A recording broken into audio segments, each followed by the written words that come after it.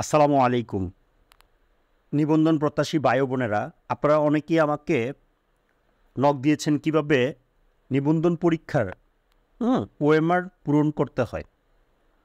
তো আসলে ওএমআর একটা খুব গুরুত্বপূর্ণ বিষয়, কেননা আমরা যত ভালোই এক্সামই দিই না কেন, যদি ওএমআরটা ঠিকমতো পূরণ না করি তাহলে আমাদের ভালো এক্সাম দেওয়ার সত্ত্বেও ফলাফল আসবে না। তো সেজন্য আমরা যেই সকল ধাপ ফলো করব সেটা হলো, এখানে প্রথমেই বলা আছে বেসরকারি শিক্ষক নিবন্ধন ও প্রত্যয়ন কর্তৃপক্ষ এনটিআরসিএ শিক্ষক নিবন্ধন পরীক্ষা 2000 কত হবে। এখন আমাদের এডমিট কার্ডে, আমাদের প্রিলিমিনারি এডমিট কার্ডে দেখবেন ওইখানে 2023 বলা আসছিল। তাহলে এখানে শিক্ষক নিবন্ধন পরীক্ষা এটা 2023 সালের পরীক্ষা। দেন এই যে পরের বক্সটা আছে এটাতে আপনার কোনো কিছু করা দরকার নেই। হ্যাঁ, এই বক্সের মধ্যে দাগ দেওয়া সম্পূর্ণ নিষেধ।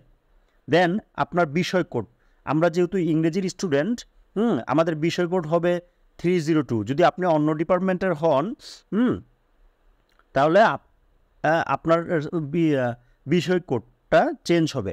তো আপনি সেটা লিখে তো আপনার বিষয় কোডটা পূরণ করবেন এবং অবশ্যই ইংরেজিতে লিখবেন।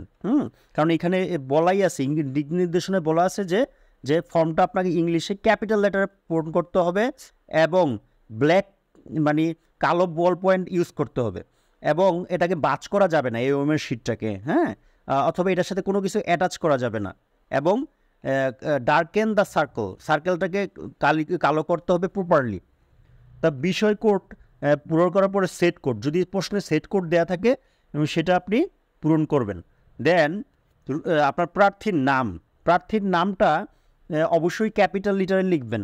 এটা আপনি কোথায় থেকে নেবেন, আপনার এডমিট কার্ডে আপনার নামটা সুন্দরভাবে যেভাবে লেখা আছে, বন্ধুরা বা অন্য কেউ যেভাবে ডাকে সেটা লিখবেন না।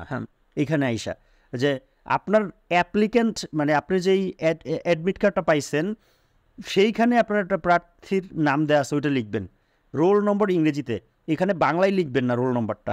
আপনার ওই অ্যাডমিট কার্ডে রোল নম্বরটা সুন্দর দেওয়া আছে, ওইটাই আপনি এখানে লিখে বৃত্ত ভরাট করবেন।